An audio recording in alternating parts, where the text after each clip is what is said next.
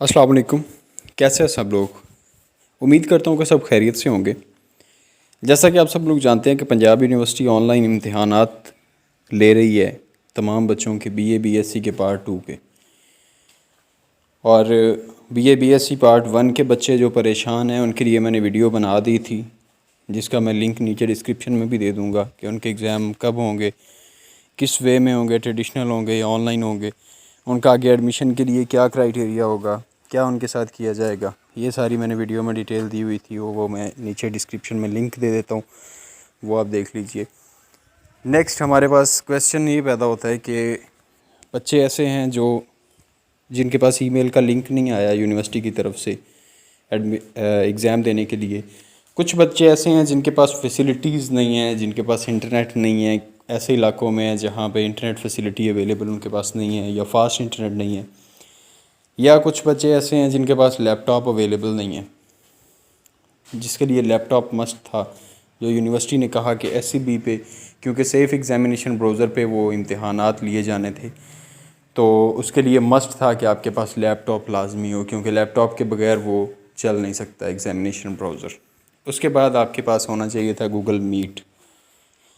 तो जो बच्चे इम्तिहानात BA BSc के पार्ट 2 के ऑनलाइन दे रहे हैं उनके लिए बेस्ट ऑफ लक, और उम्मीद की जा सकती है कि उनके अच्छे मार्क्स होंगे। इंशाल्लाह स्कोरिंग ट्रेंड भी रहेगा, क्योंकि ऑनलाइन एग्ज़ाम है तो इसमें बच्चों को एक तो ये है कि एग्ज़ामिनेशन जो ऑनलाइन है इसमें MCQs बेस्ड है, तो इस पे लोगों को तजर्बा नहीं था इतना बच्चों को, क्योंकि वो बिल्कुल ही सब्जेक्टिव पार्ट करते थे और ऑब्जेक्टिव का उन्हें कुछ इतना आइडिया नहीं था कि किस तरह से।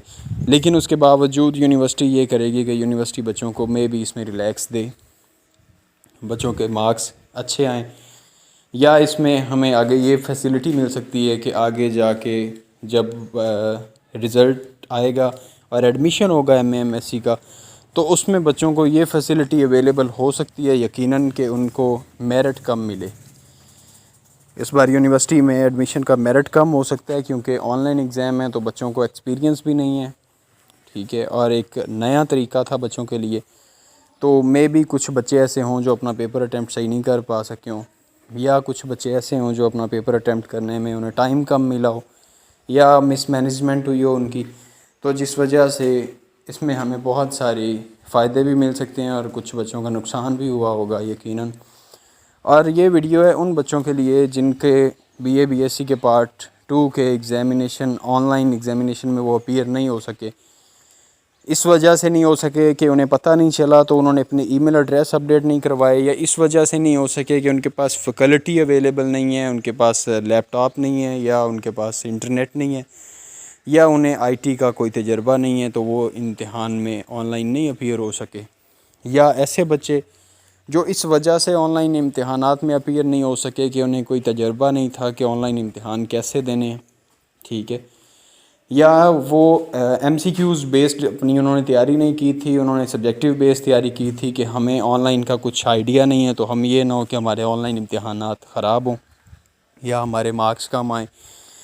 तो उन बच्चों को भी परेशान होने की ज़रूरत नहीं थी। यकीनन मैंने पहले भी वीडियो बनाई थी और मैंने अपलोड करके ये कहा था कि वो बच्चे ज़रूर इम्तिहान में अपीयर हों।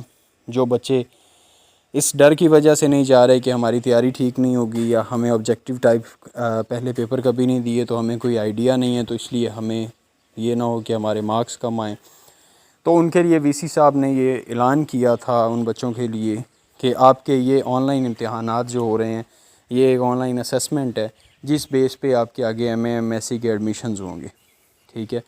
लेकिन उनके लिए ये भी फैसिलिटी दी गई थी कि आप ऑनलाइन में भी अपीयर हों, एंड नेक्स्ट जब ट्रेडिशनल एग्ज़ाम होंगे तो आप ट्रेडिशनल एग्ज़ाम्स में भी सेम एज़ दैट जो रोल नंबर स्लिप आपके पास होगी उस रोल नंबर स्लिप पे आप ट्रेडिशनल एग्ज़ाम्स में भी अपीयर हो सकते हैं। वहाँ पे आप वहाँ पे आप अपने पेपर दे सकते हैं, जिस बेस पे आपको ये होगा कि इसमें आपको 2 चॉइसेस दी गई हैं कि अगर आपके ट्रेडिशनल के मार्क्स ज़्यादा हैं तो आपके वो कंसीडर किए जाएंगे, अगर आपके ऑनलाइन के मार्क्स ज़्यादा होंगे तो आपके वो कंसीडर किए जाएंगे। तो ये मेरे ख़्याल से यूनिवर्सिटी का एक बहुत अच्छा कदम था और बहुत अच्छा फ़ैसला था, क्योंकि मे बी कोई भी एजुकेशनल इंस्टीट्यूट जो हैं वो इतनी रिलैक्स बच्चों को नहीं देते कि वो ऑनलाइन में भी अपीयर हों, ट्रेडिशनल में भी अपीयर हों, उनके मार्क्स जो हैं वो काउंट किए जाएँ जो ऑनलाइन में हो या ट्रेडिशनल में हो, ठीक है। लेकिन आपको ऑनलाइन में अपीयर होना आपके लिए लाजम था। जो बंदे अपीयर हो सकते थे लेकिन इस वजह से नहीं हुए कि पता नहीं कैसे पेपर होंगे, कैसा पैटर्न होगा, हमने तो पहले कभी दिए नहीं, तो मार्क्स कम आएंगे, तो उन बच्चों के लिए ये रिकमेंडेड था कि वो यकीनन एमसीक्यूज़ बेस्ड जो पेपर हो रहे थे आपके उसमें ज़रूर अपीयर होते, ताकि आपको एक तो आइडिया हो जाता कि पेपर किस तरह से होते हैं ऑनलाइन, आपका एक्सपीरियंस बढ़ जाता। और सेकंड ये होता कि अगर आपके इसमें मार्क्स कम भी आते तो आप ट्रेडिशनल में बैठ के अपने मार्क्स बढ़ा सकते थे या दोबारा से पेपर दे सकते थे। अब मेन पॉइंट पे आते हैं कि इस वीडियो में मैंने ये बताना था कि बीए बीएससी के जो ट्रेडिशनल एग्ज़ाम्स होंगे उनका ऐलान हो गया था। ट्रेडिशनल एग्ज़ाम्स जो हैं 17 सितंबर से एमए और एमएससी एंड बीकॉम इनके एग्ज़ाम स्टार्ट हो रहे हैं।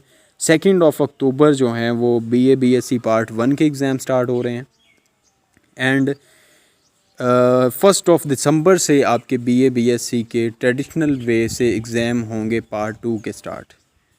एक बार फिर से मैं आपको बता दूं कि 1 दिसंबर से आपके ट्रेडिशनल वे से बीए बीएससी पार्ट 2 के एग्ज़ाम स्टार्ट होंगे जो इस टाइम ऑनलाइन कंडक्ट हो रहे हैं। इनका ट्रेडिशनल वे से एग्ज़ाम जो होंगे वो 1 दिसंबर 2020 से स्टार्ट होंगे।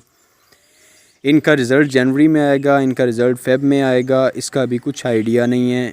और इस बेस पे जो बच्चे ट्रेडिशनल वे में एग्ज़ाम देंगे उनका आगे एमए में एडमिशन हो सकेगा या नहीं होगा ये भी यूनिवर्सिटी जानती है, क्योंकि मे भी उनका एडमिशन हो, क्योंकि साल बच्चों का ज़ाया नहीं किया जा सकता। उनका एडमिशन हो, रिज़ल्ट भी जल्दी बने और उनके लेट एडमिशन्स हों और एडमिशन चला जाए उनका।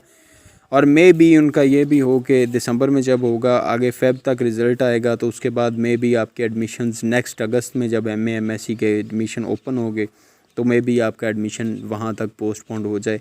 आप मे भी इस साल अपीयर ना हो सकें, एमए एमएससी में अपना एडमिशन ना ले सकें। जो बच्चे इस वेट पे थे कि हमने ट्रेडिशनल एग्ज़ाम देने हैं वो बच्चे मे भी रह जाएँ एमए एमएससी के एडमिशन्स की वजह से। अभी तक फ़िलहाल यूनिवर्सिटी ने किसी किस्म के एडमिशन्स ओपन नहीं किए हैं, किसी किस्म की उनकी अनाउंसमेंट नहीं आई है। एडमिशन ना बीए बीएससी के ओपन हुए हैं, ना बीएस के ओपन हुए एंड ना मास्टर्स के किसी डिग्री के एडमिशन ओपन हुए हैं।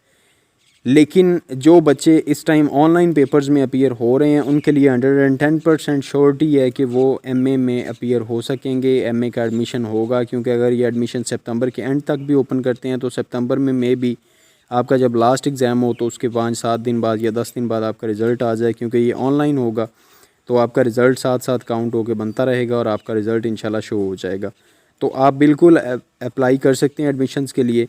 और जो ट्रेडिशनल वे का इंतज़ार कर रहे थे उन बच्चों के एग्ज़ाम 1 दिसंबर 2020 से स्टार्ट होंगे और उसके बाद वो ऑनवर्ड्स चलेंगे और जब ख़त्म होंगे उसके बाद रिज़ल्ट वगैरह बनेगा, पेपर मार्किंग जो भी होता है प्रोसीजर, तो उसके बाद जब रिज़ल्ट आएगा तो फिर पंजाब यूनिवर्सिटी उनके लिए क्या लाया है अमल इख्तियार करती है। उन्हें कोई 10 दिन एडमिशन्स के लिए देती है, लेट एडमिशन्स में उनके एडमिशन होते हैं। ये यूनिवर्सिटी ने अभी तक कोई किसी किस्म की न्यूज़ नहीं दी है और इंशाल्लाह ताला जैसे ही न्यूज़ आएगी मैं फ़ौरन अपडेट करूँगा। और अपने उन फ्रेंड्स को साथ ये वीडियो शेयर करें, इस वीडियो को लाइक भी करें और चैनल को सब्सक्राइब करें ताकि हर किस्म की अपडेट आपको मिलती रहे। नेक्स्ट वीडियो में इंशाल्लाह मुलाकात होती है, तब तक के लिए अल्लाह हाफ़िज़।